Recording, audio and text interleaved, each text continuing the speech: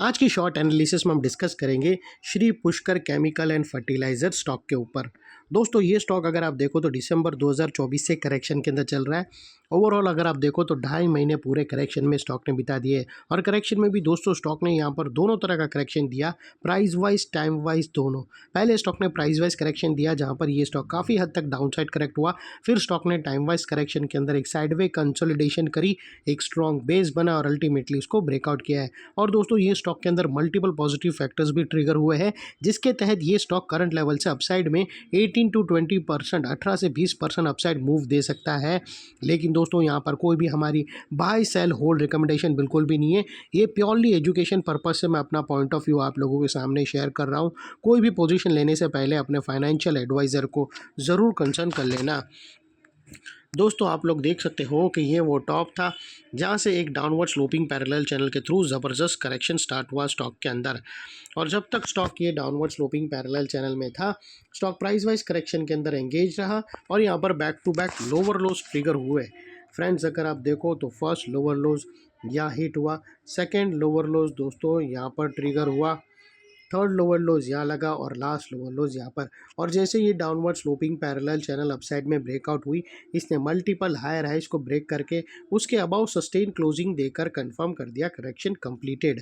यहाँ पर हमें दो मेजर पॉजिटिव सिग्नल मिले। पहले तो इसने डाउनवर्ड स्लोपिंग पैरेलल चैनल को अपसाइड में ब्रेक किया, जिसके वजह से जो स्ट्रेट डाउनसाइड फॉल आ रहा था प्राइस वाइज करेक्शन का, अल्टीमेटली वहाँ पर ब्रेक लग गई। सेकेंडली इसके जो back to back lower lows trigger हो रहे थे वो स्टॉप होकर उसके अगेंस्ट में first time higher highs register हुआ क्लोजिंग बेसिस पे, जो हमें कंफर्म करता है कि स्टॉक के अंदर टेम्पररी बॉटम लग गई है एज लॉन्ग एज इसके लोअर लोज प्रोटेक्टेड है। अगर ये स्टॉक के लोअर लोज थ्रेट होते हैं क्लोजिंग बेसिस पे तो फिर से ये स्टॉक के अंदर डाउन साइड मूव स्टार्ट हो सकता है। तो वो लिहाज से दोस्तों अगर आपको स्विफ्ट स्टॉप लॉस स्पॉट चाहिए तो वो लोअर लोज बेस्ट रहेगा, अपने एडवाइज़र को पूछकर रख सकते हो। और फ्रेंड्स बात कर लेते हैं यहाँ पर डाइवर्शन की। तो दोस्तों अगर आप MACD डालकर चेक करो तो आपको यहाँ पर क्लियरली पॉजिटिव डाइवर्शन विटनेस होगा।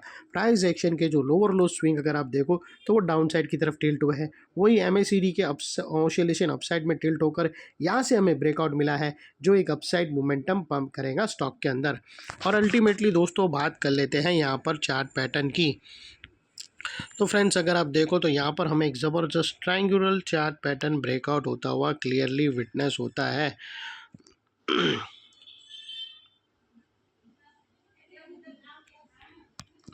दोस्तों अगर आप देखो तो यहाँ पर हमें ट्रायंगुलर चार्ट पैटर्न ब्रेकआउट होता हुआ मिलता है, लेकिन दोस्तों यहाँ पर इमीडिएट रेजिस्टेंस भी है कुछ, तो वो लिहाज से यहाँ पर हम डबल नेकलाइन लेकर चलेंगे। एक्चुअल ब्रेकआउट मानेंगे जब 343 के ऊपर क्लोजिंग मिले तभी।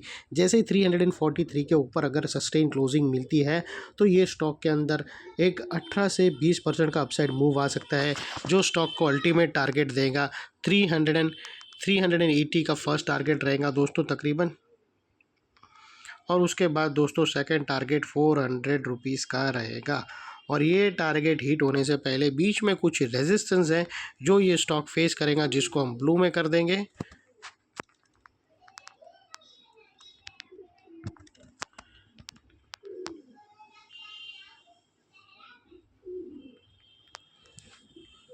और दोस्तों बात कर लेते हैं स्टॉप लॉस की। तो स्टॉप लॉस के लिए फ्रेंड्स अभी भी हमें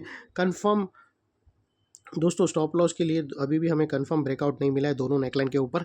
जैसे ही दोनों नेकलाइन के ऊपर अगर सस्टेन क्लोजिंग मिलती है तो आप अपने एडवाइज़र को पूछकर ब्रेकआउट कैंडल के लो के नीचे क्लोजिंग बेसिस पे स्टॉप लॉस रख सकते हो, या फिर नियरेस्ट लोअर स्विंग, या फिर दोस्तों जो भी स्टॉप लॉस रखो इतना मेक श्योर करना कि आपका risk to reward ratio at least 1:2 या मिनिमम 1:1.5 रहना चाहिए। और फाइनली दोस्तों नेकलाइन के पास का ये वाला एरिया एक इम्पॉर्टेंट सपोर्ट का काम करेगा अगर ये क्लोजिंग बेसिस पे क्लोज होता है तो, बिकॉज दोस्तों मल्टीपल पॉजिटिव फैक्टर्स हमें यहाँ पर ही एक्शन में आते हुए मिले।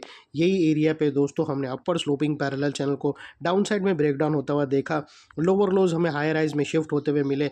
यहाँ पर ही दोस्तों हमें पॉजिटिव क्लियर डाइवर्शन मिला प्राइस एक्शन और MACD के थ्रू, और यहाँ पर ही दोस्तों असेंडिंग ट्रायंगुलर चार्ट पैटर्न भी मिला। सिर्फ हमें कन्फर्मेशन क्लोजिंग का वेट है।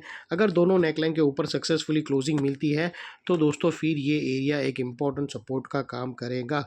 और इतने बड़े स्ट्रॉन्ग सपोर्ट के नीचे फिर क्लोजिंग बेसिस पे आप लोगों का एसएल होना चाहिए जो आसानी से ट्रिगर ना हो, और बाय एनी चांस अगर क्लोजिंग बेसिस पे थ्रेट होता है तो फिर उसको सिंसियरली स्टॉप लॉस देकर ट्रेड को वाइंड अप कर देना चाहिए। ये थी हमारी एनालिसिस फ्रेंड्स। अच्छी लगे तो प्लीज़ चैनल को लाइक शेयर सब्सक्राइब ज़रूर करना। Thank you. जय हिंद।